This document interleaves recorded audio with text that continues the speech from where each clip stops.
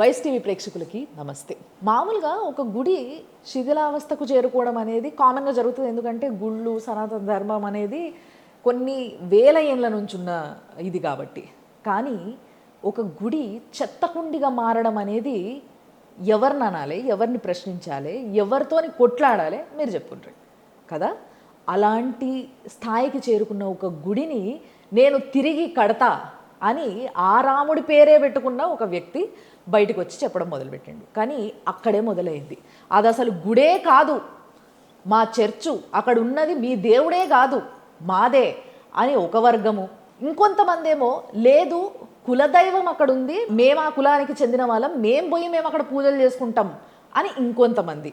So ఇవన్నిటి మధ్యలో ఒక పొలిటికల్ డ్రామా కూడా నడుస్తుంది. వీటన్నిటి గురించి డీటెయిల్గా తెలుసుకోవాలి, అసలు అక్కడ ఏం జరుగుతుందో తెలుసుకోవాలి అని అంటే ఆకువీడు శ్రీరామచంద్రుడు చెప్పాలి, లేదంటే దాని తర్వాత చెప్పాలి అని అంటే ఇట్లా మన RRR గారు చెప్పాలి. అంతే సార్. నమస్తే. నమస్తే రావులమ్మ గారు. చాలా 2.5 years అయింది.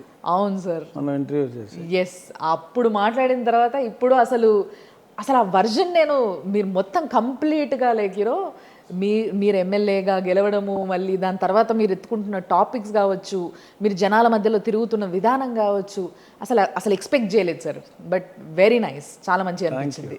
అండ్ రీసెంట్గా ఆకివీడు రామాలయం టెంపుల్ గురించి మీరు వచ్చి బయటికి మాట్లాడేంత వరకు అక్కడ ఒక గుడి ఉంది, ఆ గుడి పరిస్థితి అంత దారుణంగా తయారైందని అసలు ప్రపంచానికి తెలియదు. అసలు ఇప్పుడు వరకు నేనైతే ఎప్పుడు చూడలేదు సార్. ఏ గుడికైనా ధ్వజస్తంభము పాడైపోయింది, పడిపోయింది, లేదంటే ఇక్కడ ఏదో డ్యామేజ్ అయింది, అక్కడ ఏదో విగ్రహాలు కూడా డ్యామేజ్ అయినాయి చూసినాం. కానీ గుడే చెత్తకుండిలాగా మారడం అనేది మొట్టమొదటిసారి వేస్తున్నారు. సో ఇది మీరు ఎప్పుడు గమనించారు? అసలు మీ దృష్టికి ఎప్పుడు వచ్చింది? నా దృష్టికి గత నెల అంటే మార్చ్ 7వ తారీఖు 6తో మా అసెంబ్లీ సమావేశాలు ముగిశాయి. 7 నేను బయలుదేరి కాన్స్టిట్యున్సీకి వెళ్ళాలి విజయవాడ నుంచి. 7 ఉదయం కాఫీ తాగుతూ న్యూస్ పేపర్ కటింగ్స్ నాకు మార్నింగ్ 6:30 కల్లా మా staff constituency related items state పేపర్లో కూడా నాకు సంబంధించి ఏదన్నా వార్తలు వస్తే కట్ చేసి పంపిస్తారు. అందులో కొంచెం పెద్ద ఐటమ్ సాక్షిలో వచ్చింది. ఓకే, రామయ్య నీకు దిక్కెవరు అని టైటిల్, కన్సిడరబుల్ సైజ్ ఆర్టికల్. అందులో రాశారు, ఊరికనే బజార్లమ్మట రఘుకుల తిలక రారా అని పాటలు పాడతారు, ఇక్కడ శతాబ్దాల చరిత్ర ఉన్న ఒక దేవాలయానికి ఆకివీడు పెద్దపేటలోని ఈ రామాలయం అన్నీ వాళ్ళే కన్ఫర్మ్ చేశారు, సాక్షి వాళ్ళే కన్ఫర్మ్ చేశారు. రాముడి విగ్రహాలు పెట్టి చెత్త డంపింగ్ యార్డ్ అంతా కూడా చూపెట్టి డైరెక్ట్గా నన్ను టార్గెట్ చేస్తూ, ఎందుకంటే నేను ఈ కాలువగట్ల మీద ఆక్రమణలో చాలా నేను రిమూవ్ చేయటం జరిగింది. సో ప్రజల ఆరోగ్య దృష్ట్యా. సో కాలువగట్ల మీద నివాసాలు తీసేయటం ఇవన్నీ చేస్తున్నారు. కానీ ఇటువంటి రామాలయాన్ని పట్టించుకునే నాదులు లేడు అని ప్రజలు మాట్లాడుకుంటున్నారు అని కొంచెం పెద్ద ఆర్టికల్ రాస్తే నేను చూసి బాధపడి స్వతహాగా నేను కొంచెం మామూలుగా దేవాలయాలకి ఎక్కువ వెళ్ళేవాడిని. అందులోనూ బహుశా నాకు ఆ పేరు పెట్టినందువల్ల కొంత నేమ్ ఎఫినిటీ కూడా చిన్నప్పటి నుంచి తెలియకుండా ఉండుండొచ్చు. సో దాంతో నేను ఇమ్మీడియట్గా మా పార్టీ నాకుతో రెగ్యులర్గా ఉండే ఫాలోవర్స్కి నేను ఉమా అని ఒక అతను ఉంటే అతనికి ఫోన్ చేసి మీరు అర్జెంటుగా చాలా పెద్ద ఆర్టికల్ వచ్చింది అని ఆర్టికల్ కూడా ఫార్వర్డ్ చేసి మీరు ఇమ్మీడియట్గా క్లీనింగ్ చేయండి, ఆ చెత్త ఉంది చాలా దారుణంగా ఉంది, ఆ చెత్త అంతా క్లీన్ చేసి శుభ్రం చేసి నాకు ఫోటో పెట్టాలి, మళ్ళీ ఆ సాక్షి వాడికి మనం వెంటనే క్లీన్ చేసామంటే ఏదో రాసుకొని సాక్షి ఎఫెక్ట్ అనో ఏదోటి జనరల్గా ఏదైనా చేసిన వెంటనే పలానా పేపర్ ఎఫెక్ట్ ఇమీడియట్గా ఇలా చేశారు మా వల్ల జరిగింది అంటారు కదా. సో వాళ్ళకి ఫోటో పెడదామని చెప్పి నేను చేయమన్నా. వెళ్తానన్నాడు, మళ్ళీ నాకు ఫోన్ రాలేదు. నేను బయలుదేరి తర్వాత బ్రేక్ఫాస్ట్ అయ్యాక వచ్చే దారిలో మళ్ళీ ఫోన్ చేసి ఏంటి పని అంటే దట్ ఈస్ నా మైండ్లో కూడా వస్తుంది. అది ఎంత దారుణంగా రాశాడు, ఈ ఎమ్మెల్యే పట్టించుకోవట్లేదు, ప్రజాప్రతినిధి అని అంటే మీ రాశారు. బాధ అంతా వాళ్ళు రాసినందుక లేకపోతే గుడి అట్లా ఉన్నందుక? నేను ఇన్నాళ్ళు అలా ఉంటే పట్టించుకోనందుకు. అది కనీసం నా దృష్టికి తీసుకురాలేదు. అంటే I could not imagine that ఒక దేవాలయ ప్రాంగణం డంపింగ్ యార్డ్ లాగా ఉండటం అన్నది నేను డైజెస్ట్ చేసుకోలేకపోయా. సో అందుకని నేను మళ్ళీ ఇమ్మీడియట్గా వాళ్ళకి పెట్టాలి, ఇది మేము అటెండ్ అయ్యాము అని చెప్పి ఒక మంచి మెసేజ్ కూడా వెళ్ళినట్టు ఉంటుందని మళ్ళీ అడిగితే, లేదండి అక్కడికి వెంటనే నేను మనుషుల్ని పంపించాను, కొట్టడానికి వచ్చారు, ఇమ్మీడియట్గా నువ్వు చెత్త క్లీన్ చేస్తామంటే కుట్టడానికి వచ్చారు. అస్సలు ఇందులో కాలు పెట్టడానికి వీల్లేదు అని బలవంతంగా దేవర్ థ్రోన్ అవుట్. అదేంటి సార్, అక్కడ హిందువులు ఎవరు లేరా? అంటే ఆ రామచంద్రుడిని నమ్ముకున్న వాళ్ళు ఎవరు లేరు? ఉన్నారు. అంటే ఇప్పుడు ఎలా ఉంటుందంటే ఆ కాలనీ నేను ఫస్ట్ టైం వెళ్ళి చూసా, ఇలా స్ట్రైట్ వచ్చి ఒక టర్న్ తిరుగుతుంది. ఒక స్ట్రైట్ లైన్లో suppose to be Hindu, Dalits, perhaps many would have got converted to Christianity. Turn తిరిగితే అదే గుడి, టర్నింగ్లో ఉంది ఇది గుడి, ఇలా అంటే రోడ్. ఓకే. అదంతా వైశ్యాస్ ఎక్కువ. ఓకే. సో ఒకప్పుడు వైశ్యాసు పూజించేవారు, వీళ్ళు పూజించేవారు. ఆ కరెంట్ బిల్లు కూడా వైశ్యాసే పే చేసేవారు. ఓకే. ఇప్పటికీ కూడా గత అంటే ఈ మధ్యన మరి కరెంట్ కూడా డిస్కనెక్ట్ అయిపోయి ఉంటుందేమో. కరెంట్ బిల్స్ అయితే రెగ్యులర్గా ఎవ్రీ మంత్ ఆ మినిమం ఛార్జ్ రామాలయం అనే ఇన్వాయిస్ ఒక విహెచ్పికి సంబంధించిన విహెచ్పి ఫాలోవర్ ఒక ఆయన, వాళ్ళ ఫ్యామిలీ వాళ్ళే, ఇప్పుడు అతనే నేను వన్ ఆఫ్ ది మెంబర్ కింద పెట్టడం జరిగింది. వాళ్ళు పే చేసుకున్నారు కరెంట్ బిల్లు. సో వాళ్ళు ఉన్నారు, వీళ్ళు ఉన్నారు. గతంలో అందరూ కొలిచేవారట.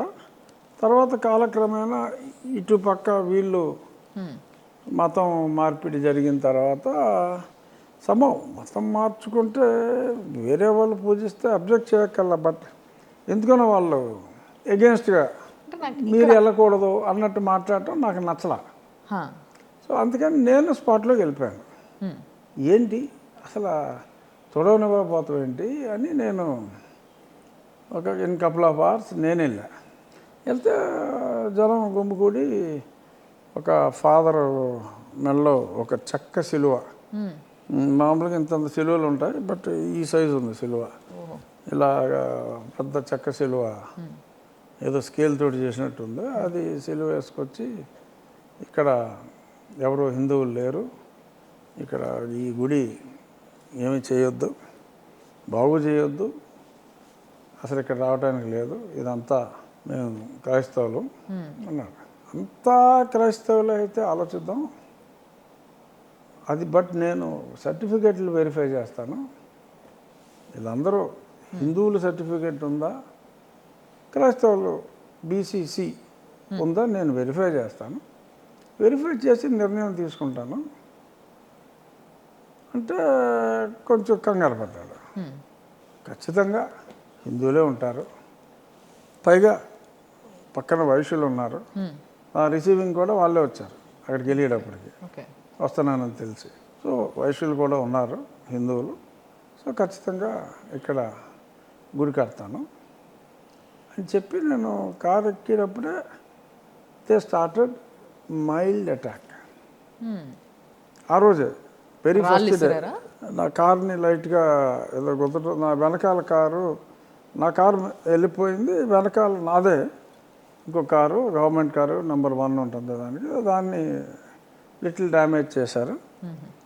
అక్కడికి ఒక చిన్న పాపని ఎత్తుకొని ఒక వ్యక్తి అక్కడ హాస్టల్ అంటే నేను ప్రభుత్వ PC hostel or SC hostel ఒకటి ఉంది అక్కడ, ఆ హాస్టల్ వార్డెను తన కుమార్తె చిన్నమ్మాయి 7 ఏళ్ళు 6 ఏళ్ళు ఉంటాయి, ఆ అమ్మాయిని ఎత్తుకుని వచ్చాడు నన్ను చూడటానికి.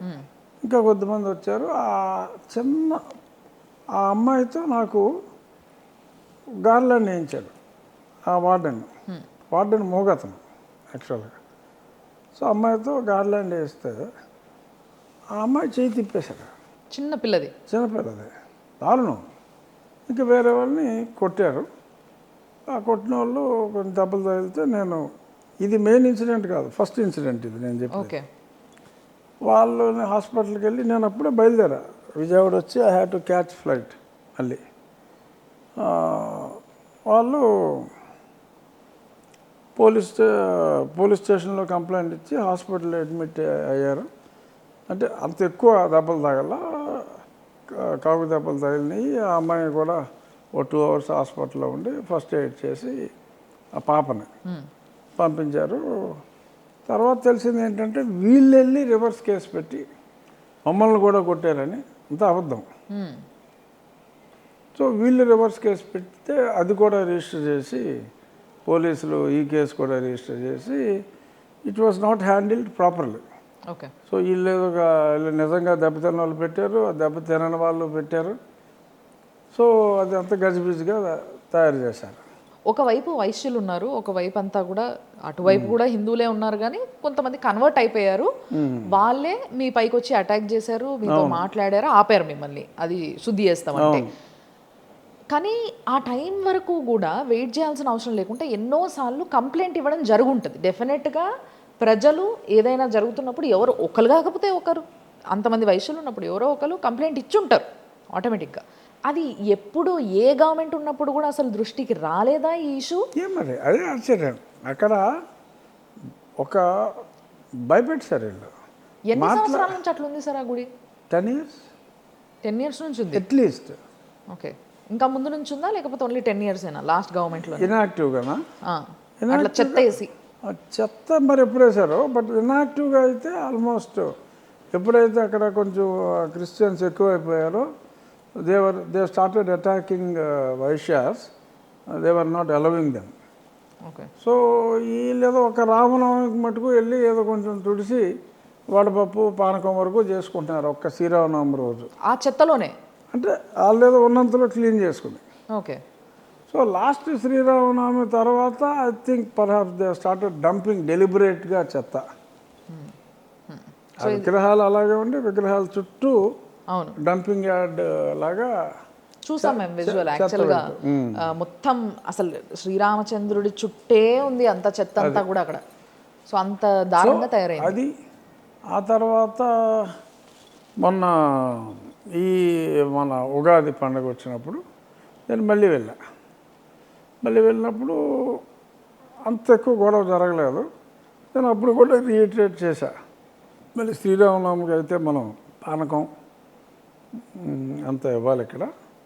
వాళ్ళు అడిగారు, మరి గతంలో ఎప్పుడు శ్రీరామనవమికి వచ్చేవాళ్ళు, ఈసారి భయపడుతున్నారు, వాళ్ళని ఏదో భయపెట్టారు, నేను వస్తాను అని చెప్పడం జరిగింది. సో దాంతో నాకు తెలిసింది ముందు రోజు రామనవమి 27 అయితే 26 సాయంత్రమే బయట నుంచి చాలామంది వచ్చి, అందులో 50-60 మంది బయట నుంచి వచ్చి కొన్ని ఇళ్లలో మారణాయుధాలతోటి టెస్ట్ వేశారు. సో దీని వెనక I got almost reliable information, తొందరలో ప్రూవ్ అవుతుంది. పివి సునీల్ కుమార్ ఉన్నాడు దీని వెనక, ఆ ఆగంతకుల వెనక. నేను వెళ్ళేటప్పుడు నెక్స్ట్ డే వెళ్ళాలి. కొంచెం ఊళ్ళో వాళ్ళు కూడా సార్ ఏదో కొంచెం అనుమానంగా ఉంది, ఏదో మూమెంట్లు అన్నీ కొంచెం తేడాగా ఉన్నాయి, మనం వెళ్ళకపోతే బెటరు అన్నారు. క్వశ్చన్ లేదు, నేను వెళ్ళి తీరతా వస్తానని చెప్పిన తర్వాత వాళ్ళు భయపెడితే ప్రజాప్రతినిధి అయిన నేనే, వై కేటగిరీ సెక్యూరిటీ ఉన్న నేనే భయపడి అక్కడికి వెళ్ళకపోతే సమాజానికి ఇది ఒక రాంగ్ మెసేజ్ అవుతుంది, మరీ రెచ్చిపోయే ప్రమాదం ఉంటుంది. సో కాబట్టి మన పండగ రోజు ఒక రామాలయంకి వెళ్ళటానికి ప్రజాప్రతినిధే, ఎలక్టెడ్ రిప్రజెంటేటివే భయపడితే అది చాలా దరిద్రంగా ఉంటుంది. Come what may. నేను మా పోలీసులు కూడా అనుమానంగా చెప్పిన, మీరు వస్తారండి లేకపోతే లేదు, నేను వెళ్తున్నాను, నా సిఆర్పిఎఫ్ సెక్యూరిటీ నాకు ఉంది, నేను వెళ్తున్నాను అని చెప్పంటే పోలీస్ కొంచెం డిఎస్పీ కూడా పర్సనల్గా వచ్చి ఎక్కువ మందితో వెళ్ళాం. వెళ్తే అక్కడ నన్ను దండ వేయొద్దంటారు, రాముడికి దండేస్తూ ఒప్పుకోనంటుంది, ఎవరో పెంటమ్మ అంట అమ్మాయి పేరు. బలవంతంగా నేను పో అని చెప్పి నేను దండేశాను. దండేసి మళ్ళీ పోలీసులు వెంటనే నన్ను తీసుకొచ్చారు. ఇక్కడ వద్దు సార్ అది ఎక్కువసేపు. కారు ఎక్కేటప్పుడు మళ్ళీ గట్టిగా వద్దటం, ఆ కారు మీద గీతలు పెట్టారు. అంతే, ఒక సెకండ్ నేను వెళ్ళాను, వాళ్ళు మారిన ఆయుధాలతో దే స్టార్టెడ్ కొట్టుకోవడం మొదలైంది. మొదలైపోయింది. పెచ్చగొట్టు కొట్టేశారు. ఫుల్ ప్రిపేర్డ్గా ఉన్నారు. దాంతో ఒక అతనికి తలలో మేకు దిగిపోయింది. ఆ కర్రలకు చాలా మొత్తం చోట్ల మేకులు దించేసుకొని మేకులు వెళ్ళి దించి కొట్టాడు కొట్టారు. అలాగా.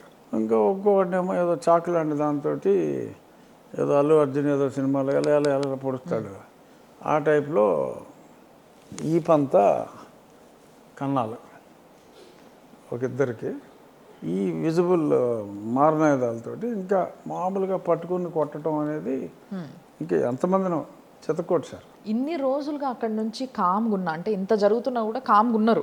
అంటే వాళ్ళు తిరిగి కొట్లాడలేని పరిస్థితిలోనో అవును. ఏదో విధంగా కామ్గా ఉన్నారు. మీ ధైర్యం చూసుకొని వాళ్ళు ముందుకొచ్చి పూజలు చేయడము, పండగలు చేయడం మొదలుపెట్టారు. ఎప్పుడైతే మరి మీరు వదిలేసి వచ్చేసిండ్రు, వాళ్ళ గత ఏమో అట్లా అయిపోయింది. అన్ని దెబ్బలు తిన్నారు వాళ్ళు.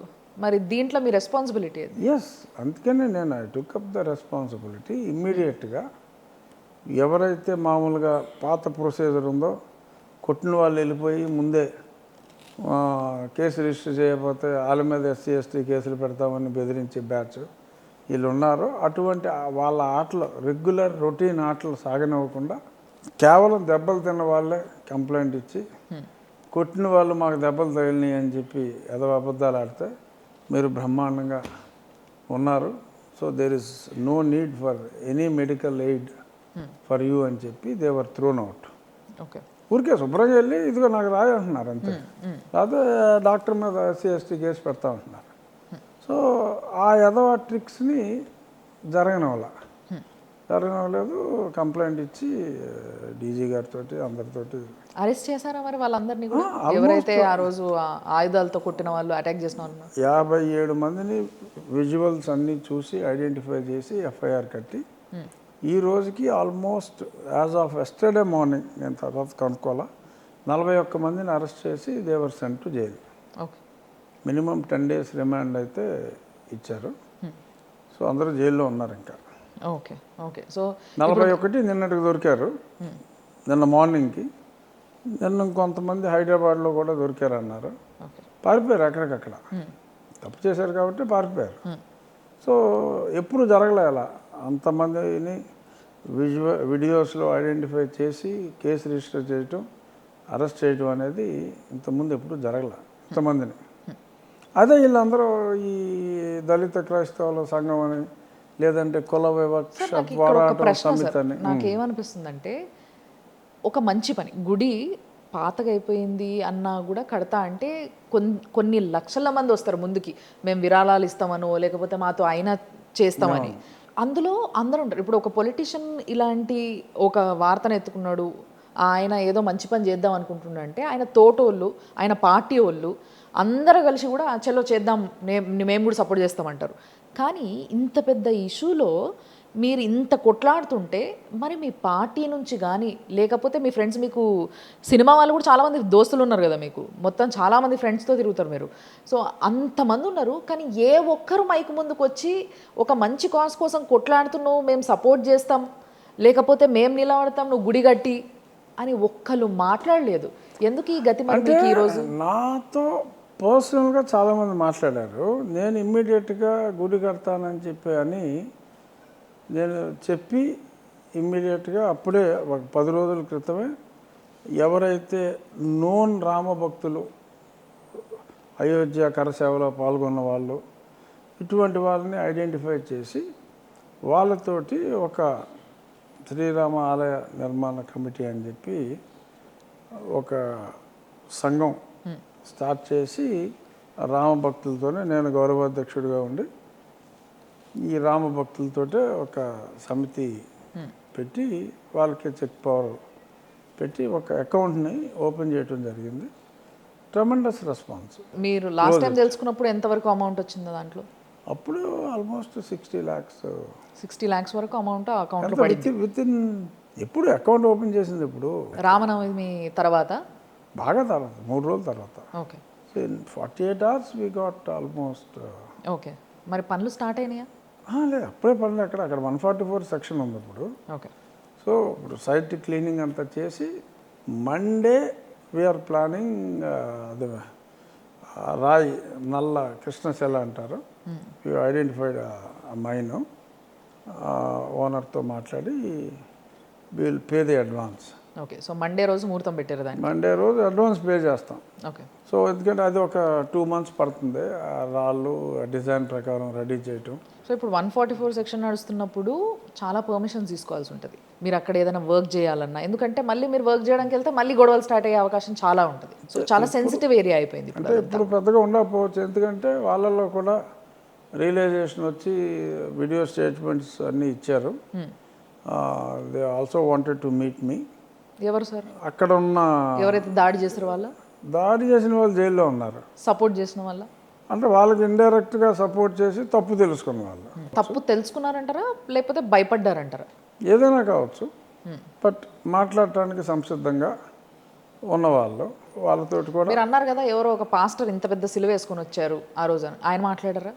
ఏమో అతను ఈ వీడియో క్లిప్పింగ్స్లో మాట్లాడిన దాంట్లో సిలువు పాస్టర్ అయితే లేడు, బట్ లోకల్స్ ఉన్నారు. ఓకే, అక్కడ ఉన్న లోకలైట్స్. లోకలైట్స్ ఉన్నారు. 144 సెక్షన్ ఎన్ని రోజులు ఉంటుంది? వాళ్ళు కాకపోతే రేపు, రేపు కాకపోతే ఎల్లుండు. ప్రాపర్టీ టెంపుల్ ప్రాపర్టీ, ఎప్పటి నుంచో టెంపుల్ ఉంది, అన్ని records. Tahsildar has given the certificate there was an existing Rama temple. ఇంత స్థలంలో 4 సెంట్ల స్థలంలో ఇక్కడ ఇది ఉంది అనేది కన్ఫర్మ్డ్ సర్టిఫికేట్స్ అన్నీ ఉన్నాయి.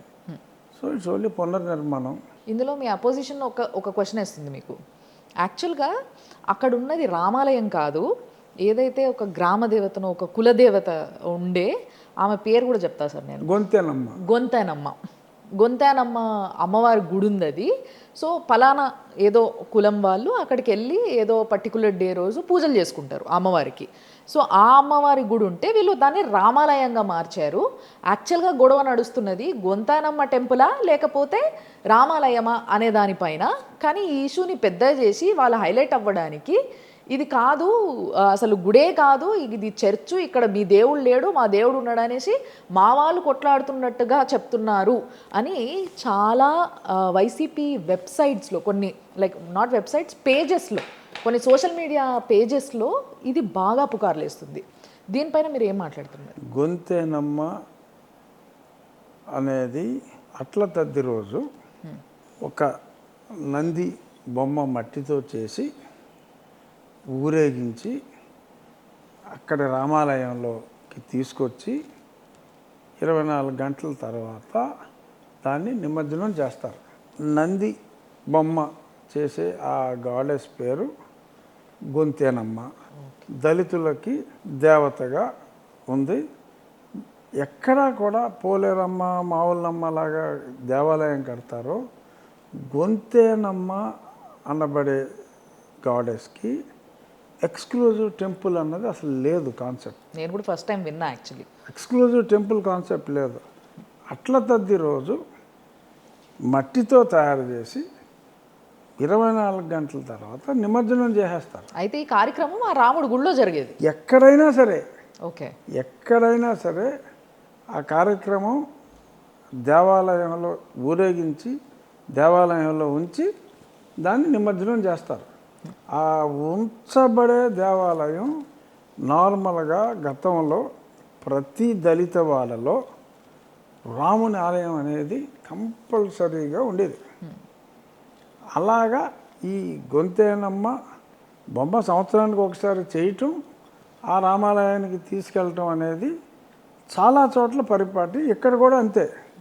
అంతే తప్ప గొంతేనమ్మ అనే గాడెస్కి ఇది గొంతేనమ్మ గుడి అనే కాన్సెప్ట్ లేదు.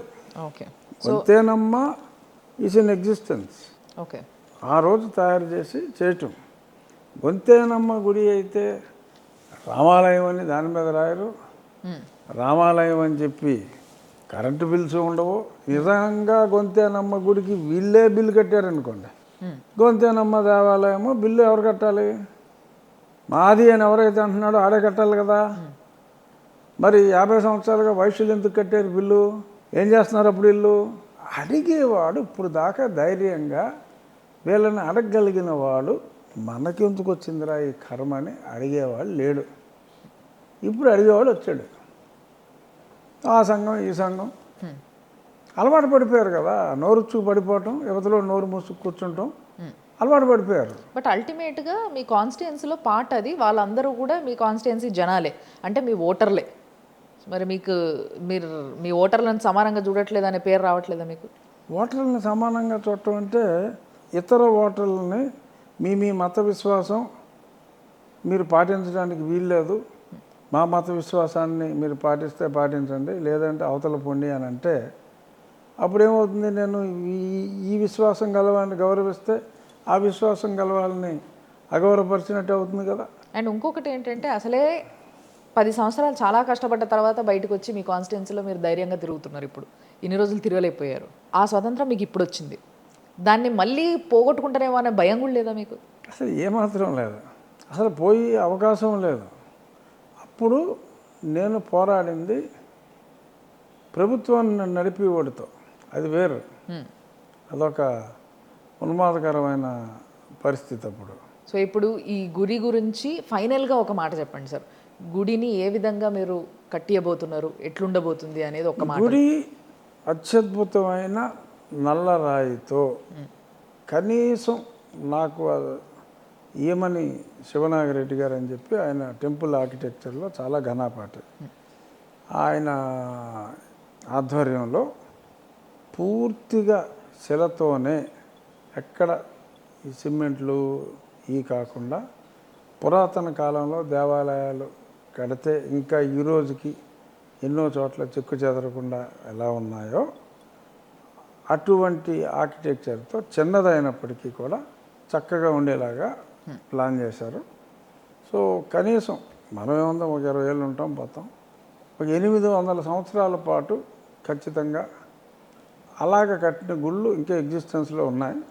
సో అటువంటి టెక్నాలజీతో ఆ దేవాలయం నిర్మించడం జరుగుతుంది. ఖచ్చితంగా ఒక 20 రోజుల్లో వి ఎక్స్పెక్ట్ పని కూడా, ఫిజికల్ యాక్టివిటీ కూడా మొదలు పెట్టగలమని.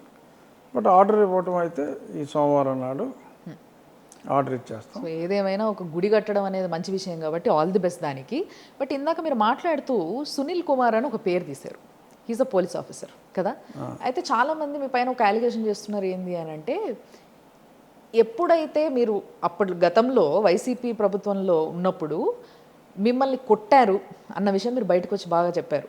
మిమ్మల్ని మొత్తం జైల్లో పెట్టించి జగన్ కొట్టించారు. కొట్టిన వాళ్ళు కొంతమంది ఉన్నారు పోలీస్ ఆఫీసర్, అందులో ఈయన ఒక ఆయన కాబట్టే మీరు ఇప్పుడు ఆయన పేరు బయటికి తీస్తున్నారు అని కొందరు అడుగుతున్నారు. ఏమంటారు మీరు? అందులో కొట్టించిన వాళ్ళల్లో ఇతను ఉన్నాడు, అది వెరీ క్లియర్. కొట్టిన వాళ్ళు కాదు, కొట్టించిన వాళ్ళు. సో అప్పుడు నేను ఏదైతే కేసు పెట్టి పర్ష్యూ చేస్తున్నానో, విగరస్గా పర్ష్యూ చేస్తున్నానో, సో దాంతో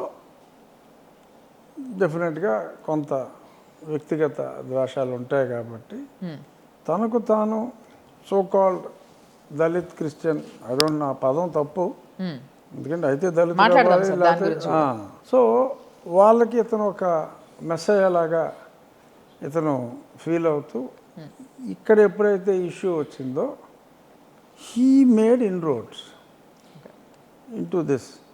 అక్కడ ఎవరైతే నేను చెప్పాను ఇందాక, కొద్దిమంది వీడియోలు ఇచ్చారు, రియలైజ్ అయ్యి అన్నాను కదా, వాళ్ళు చెప్పిన దాంట్లో 2 పేర్లు చెప్పారు. ఇస్మాయిల్ అని ఒక ముస్లిం టర్న్డ్ క్రిస్టియన్ పాస్టర్, ఇంకొక అతను రాజేష్ ఖన్నా, ఏదో హిందీ యాక్టర్ పేరు పెట్టుకున్నాడు, అతను ఒక క్రిస్టియన్. వీళ్ళు వచ్చి ముందు రోజు మా వాళ్ళని పాడు చేసి ఇదంతా చేశారు, మాకుగా మేము మా వాళ్ళు మంచోళ్ళే, కానీ వాళ్ళు వచ్చి ఇదంతా చేసింది వాళ్ళిద్దరే అని వాళ్ళు మాట్లాడారు. ఏ ఇద్దరైతే పేర్లు చెప్పారో వాళ్ళిద్దరు ఫోన్ కాల్స్ వాళ్ళు అరెస్ట్ అయిపోయారు. సో నాకు అందిన సమాచారం ఏంటంటే, వాళ్ళు ఈ నీల్ కుమార్లో ఒక కుమార్, ఇందాక నేను చెప్పిన నీల్ కుమార్తో ఇన్సిడెంట్కి ముందు, ఇన్సిడెంట్ అయిన తర్వాత ఆ రోజు టచ్లో దేవర్ ఫోన్ కాల్. సో దీనిపైన కూడా మీరు ఏమైనా ఇన్వెస్టిగేషన్ చేస్తున్నారు? మరి నేను కేసు ఉంది కదా, కేసు రిజిస్టర్ అయింది కదా, జరుగుతుంది అది. ఓకే, చూచాయిగా వచ్చిన ఇన్ఫర్మేషన్ ప్రకారం వాళ్ళు దేవర్ ఇన్ కాన్స్టెంట్. ఏ ఇద్దరైతే మా ఏరియాకి వచ్చి ఈ అదవ పనులు చేశారని చెప్పి వాళ్ళు విట్నెస్ ఇచ్చారో వాళ్ళు నీల్ కుమార్స్తో టచ్లో ఉన్నారు. కమింగ్ టు ది పాయింట్, ఇందాక మీరు ఒకటి అన్నారు దళిత్ క్రిస్టియన్స్ అని చెప్పేసి. దీని గురించి ఒకసారి మీ వర్షన్ వినాలని ఉంది నాకు. ఎందుకంటే ఇప్పుడు మీరు మొత్తం పోరాటం అక్కడే జరుగుతుంది. మీరు అన్నారు కదా, యాక్చువల్గా ఇంతకుముందు ఇటువైపు ఉన్న వాళ్ళు కూడా హిందూసే, ఇటువైపు ఉన్న వాళ్ళు హిందూసే. వీళ్ళు ఆన్ పేపర్ హిందూసే. ఓకే, ఆన్ పేపర్ హిందూసే. సో దళిత్ క్రిస్టియన్స్ ఏంటంటారు అసలు? ఇది ఎక్కడి నుంచి వచ్చింది? యాక్చువల్గా ద టర్మ్ ఈస్ రాంగ్, ఎందుకంటే ఇట్స్ కాన్స్టిట్యూషనల్లీ ఇన్కరెక్ట్. ఒకసారి దళితుడు క్రిస్టియానిటీ తీసుకుంటే అతను క్రిస్టియన్నే అవుతాడు తప్ప దళిత్ క్రిస్టియన్ అవడు. దళితుడు దళితుడే, క్రిస్టియన్ క్రిస్టియన్నే. దళిత్ క్రిస్టియన్, ఇప్పుడు జగన్మోహన్ రెడ్డి క్రిస్టియన్ అయ్యాడు అనుకోండి, క్రిస్టియానిటీ తీసుకున్నాడు కదా. సో అయితే జగన్మోహన్ రెడ్డి రెడ్రా అంటారు, జగన్మోహన్ రెడ్డి క్రిస్టియన్ అంటారు. రెడ్డి క్రిస్టియన్, కమ్మ క్రిస్టియన్ ఇవి ఉండవు. కమ్మర్లో మతం మారి ఉన్నారు, రాజుల్లో రకరకాల కాస్ట్లో ఉన్నారు. వాళ్ళు అయితే ఈ కులంతో పిలుస్తారు, లేదంటే అది క్రిస్టియన్ రా, మతం గురించి వచ్చినప్పుడు క్రిస్టియన్ రా అంటారు. కానీ దళిత్ క్రిస్టియన్ అని ఆ కాన్సెప్ట్ రాంగ్. రాజ్యాంగంలో ఎప్పుడైతే రిజర్వేషన్స్ ఇచ్చారో, అది సనాతన ధర్మం కావచ్చు, మనుధర్మం కావచ్చు, ఈ కుల వ్యవస్థ అనేదాన్ని ఆ రోజుల్లో ఎవడు చేసే పని, ప్రతి పనికి మనుషులు ఉండాలి కాబట్టి అన్ని పనులు చేసేవాళ్ళు కలిసి ఉంటేనే సమాజం మనగలుగుతుందని ఆ రోజుల్లో ఒక సిద్ధాంతం. ఓకే, పండించేవాడు ఒకడు ఉండాలి, ఆ పంటను ప్రజల దగ్గరికి చేర్చి అమ్మేవాడు ఒకడు ఉండాలి, ఒక ట్రేడర్ ఉండాలి. సో వేరే క్రాఫ్ట్ వైజు ఈ కులాలని ఆ వ్యవస్థ వచ్చింది. ఆ వ్యవస్థ వచ్చిన తర్వాత ఓకే, సబ్సిక్వెంట్గా ఇనీషియల్గా ఎటువంటి వివక్ష లేకపోయినా సబ్సిక్వెంట్గా ఒక 500-600 సంవత్సరాల క్రితం కొంత వివక్ష వచ్చింది అనేది మనం చరిత్రలో కూడా చదువుకున్నాం. సో అలాగా అందులో వచ్చిన కొన్ని కులాలు ఇంకా బాగా వెనకబడి ఉన్నాయి. వాళ్ళు జనజీవన స్రవంతిలో పైకి రావాలి అంటే ఓకే, మనం ఇండిపెండెన్స్ వచ్చినప్పుడు రిజర్వేషన్ అనే సిస్టమ్ని పెట్టారు. ఏంటి, మనుధర్మం ప్రకారమో సనాతన ధర్మం ప్రకారమో ఎవరైతే అణిచివేయబడ్డారని చెప్పి భావిస్తున్నారో ఆ అణిచివేయబడ్డ కులాలని ఒక షెడ్యూల్ చేసి ఆ కులాలని ఈ షెడ్యూల్లో ఉన్న ఈ కులాలకి ఒక 59 కులాలు ఆంధ్రాలో, అలా ఒక్కో స్టేట్లో ఒక్కొక్క పేరుతో ఉన్నాయి కులాలు. సో ఈచ్ స్టేట్లో ఏ కులాలు ఈ షెడ్యూల్లో వస్తాయనేది పొందుపరిచారు. అందులో ఆంధ్రాలో 59 కులాలు. సో అలాగా పొందుపరిచిన కులాల వారు హిందూ ధర్మంలోనే ఈ మనుధర్మం ప్రకారం ఈ వ్యత్యాసాలు వచ్చినాయి కాబట్టి పెట్టారు.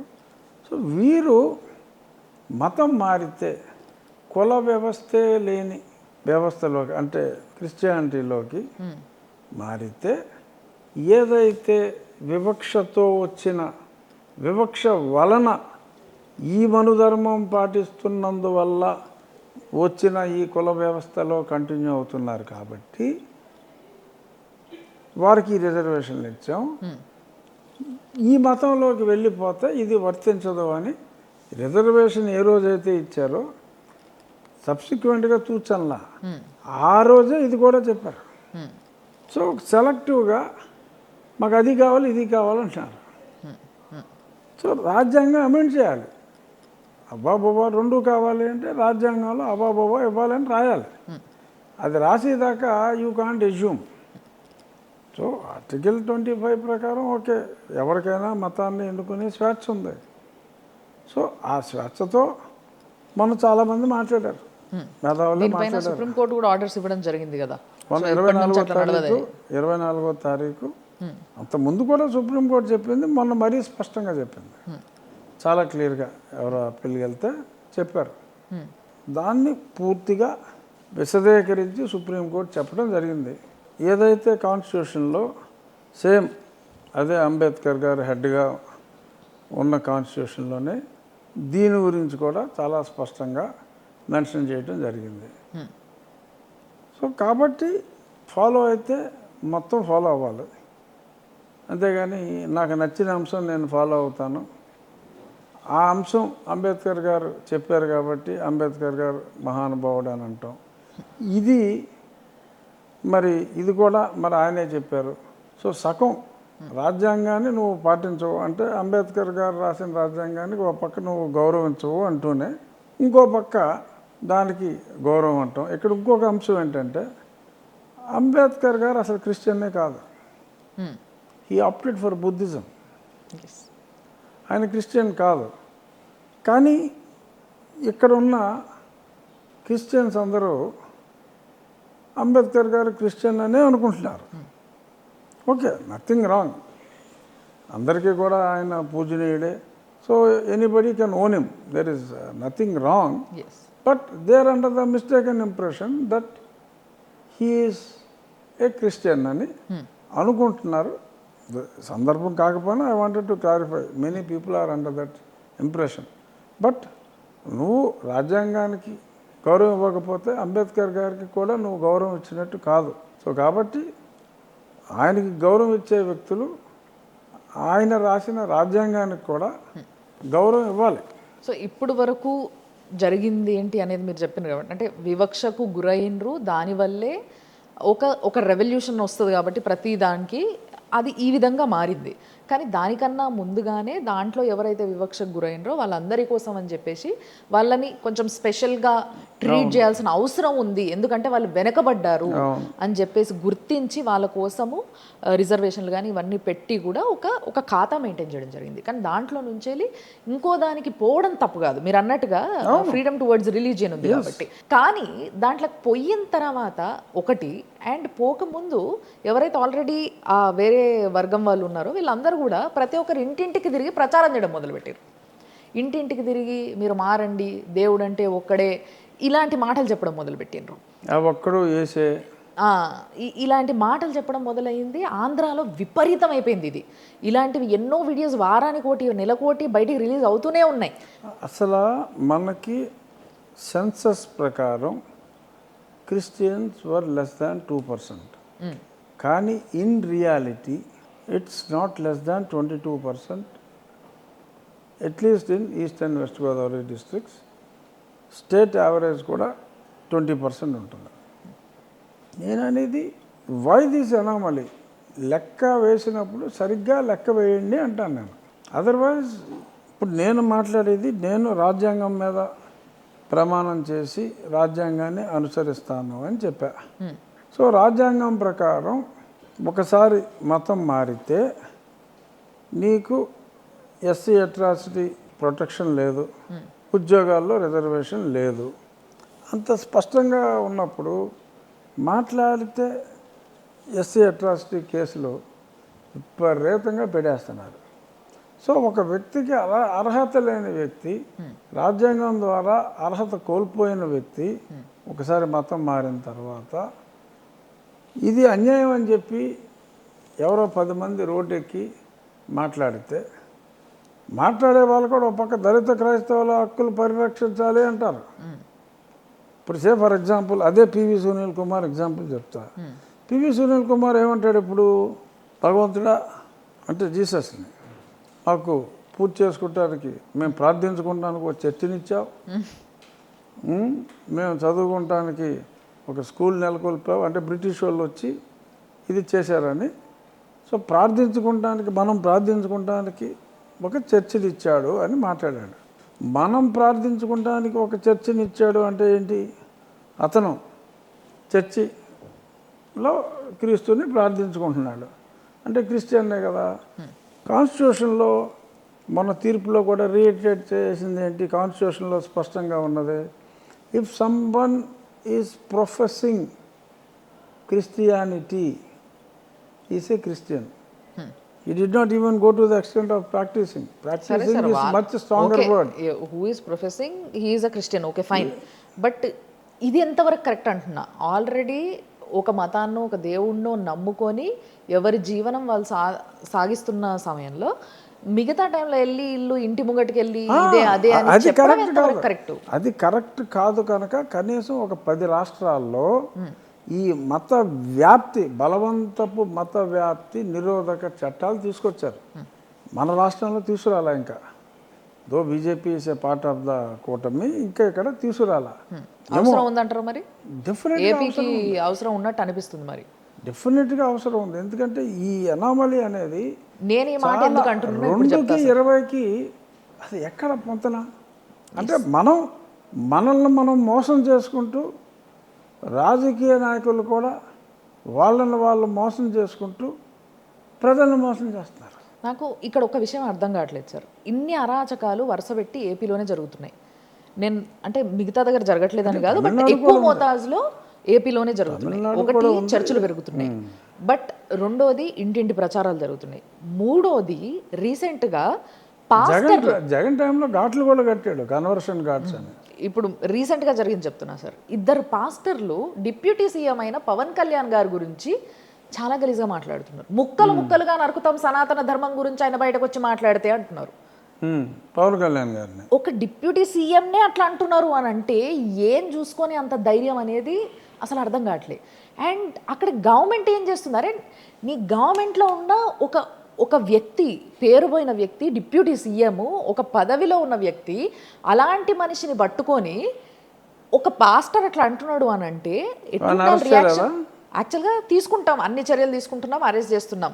ఒక పాస్టర్ ఏమో ముక్కలు అన్నాడు, ఇంకో పాస్టర్ ఏమో చెగువేరా దగ్గర మొదలుపెట్టి చేతబడ్ల దగ్గర ఆగాడు పవన్ కళ్యాణ్ అని చెప్పి ఇట్లా మాట్లాడడం మొదలు. ఇవన్నీ కూడా మైక్లల్లో మాట్లాడుతున్నారు, జనాలు రికార్డ్ చేస్తున్నారు. అసలు ఈ సోయి కూడా లేకుండా మాట్లాడుతున్నారు వాళ్ళు. వీళ్ళని తీసుకెళ్ళి వాళ్ళకి కౌన్సిలింగ్ ఇచ్చిండ్రా, వార్నింగ్ ఇచ్చిండ్రా, ఏమి ఇచ్చిండ్రో కానీ పొద్దున తీసుకెళ్లారు, సాయంత్రం వదిలేశారు. అంటే ఈ పరిస్థితి ఉందా ఏపీలో?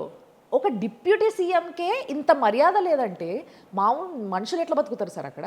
అదే ఎగ్జాక్ట్గా నేను డిప్యూటీ స్పీకర్ అయ్యుండి, రాజ్యాంగబద్ధ పదవిలో ఉండి, లోకల్ ఎమ్మెల్యే అయ్యుండి, నా ఏరియాలో రామాలయంలోకి నువ్వు వెళ్ళటానికి వీల్లేదు అని అడ్డం కొట్టి అటాక్ చేసి లెవెల్కి వచ్చేసారంటే ఇది ఎక్కడికి వెళ్తుంది?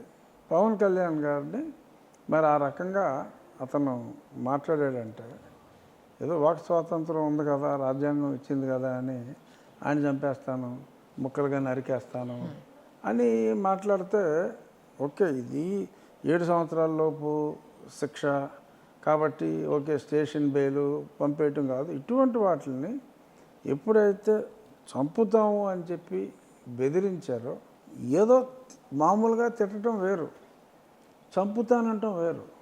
సో అది ప్రొవోకింగ్ హింస, ఇలా చంపేస్తానంటాం. ఇంకా ఎంత సాడిజం అంటే ముక్కలుగా నరికితే ఆయన ఫ్యాన్స్ చూసి బాధపడితే సంతోషం వేస్తుందట.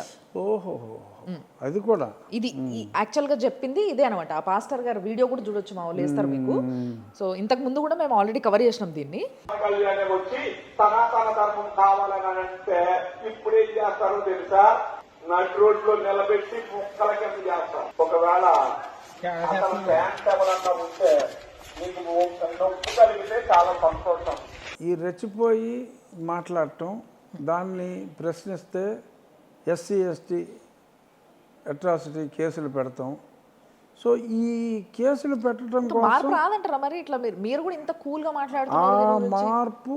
ఆ మార్పు మా ఆకివీడుతో 4 రోజుల క్రితం మొదలైంది.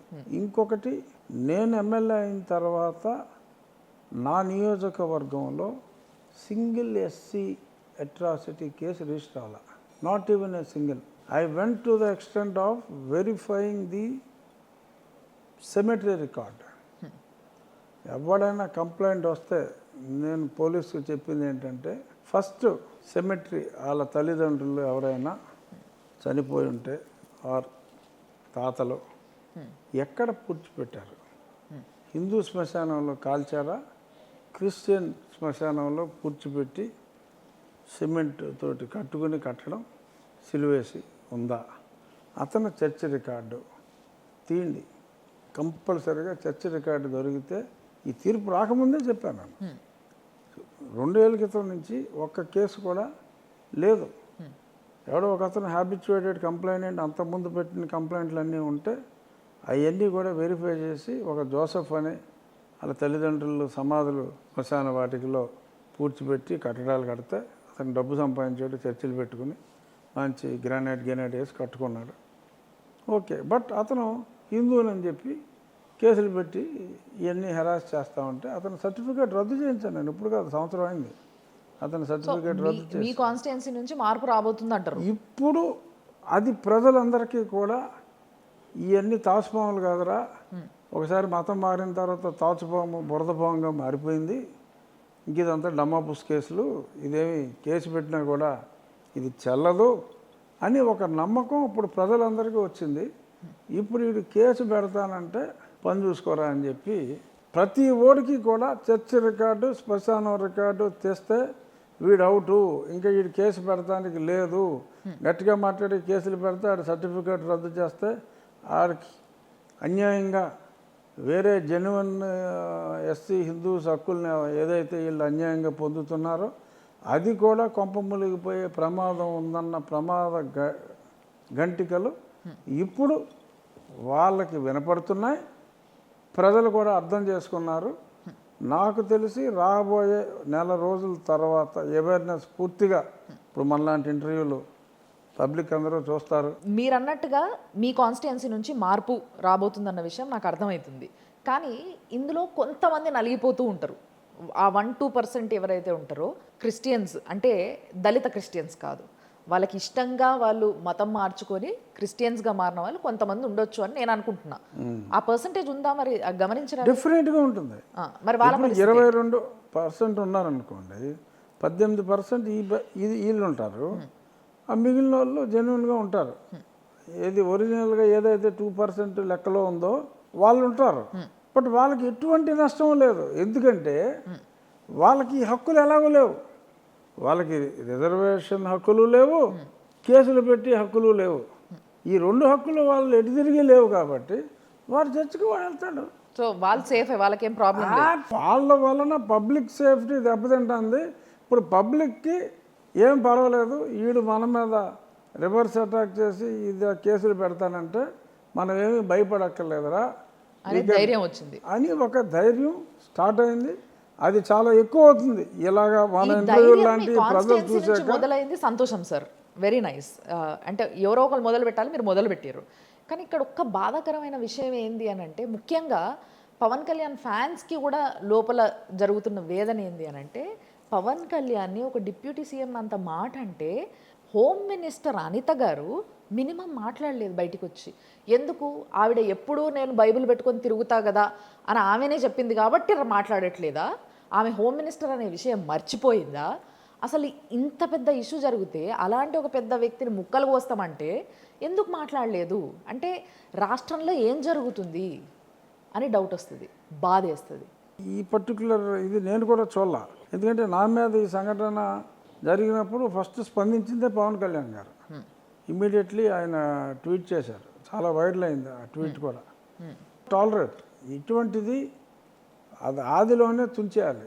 నేను ఎందుకు ఇంత సీరియస్గా నా ఇష్యూలో కూడా అయ్యానంటే, అరే నేను హిందూ దేవాలయానికి ప్రజాప్రతినిధిగా ఉన్న నన్నే రానివ్వకపోతే ఎక్కడికి వెళ్తుంది? రేపొద్దున రాబోయే రోజుల్లో సమాజంలో ఈ ఉన్మాదం వెరితలలు వేసే అవకాశం ఉంది, వేలూనుకుంటుంది. ఆదిలోనే దీనికి ఫుల్ స్టాప్ పెట్టాలి అనే ఉద్దేశంతో I had reacted very strongly. Vote ఏమవుతుంది, ఈ 10 మంది నాకు ఓటేస్తారా లేదా అనేది I'm least bothered. So coming to the next thing sir, laddu గురించి చాలా హల్చల్ అయింది. ఏపీలో పెద్ద టాపిక్ ఏంది కొన్ని నెలల క్రితం అంటే లడ్డు. తిరుపతి లడ్డు కల్తీ అయ్యింది అనేది స్పష్టంగా తేలింది. యానిమల్ ఫ్యాట్ కాదు, ఇంకేదో కల్తీ, ఇదంతా తర్వాత వచ్చిన రిపోర్ట్స్. బట్ ఫిర్బీ కల్తీ అయితే జరిగింది అన్న విషయం తెలుసు. అసెంబ్లీలో మన పవన్ కళ్యాణ్ గారు కూడా మాట్లాడడం జరిగింది.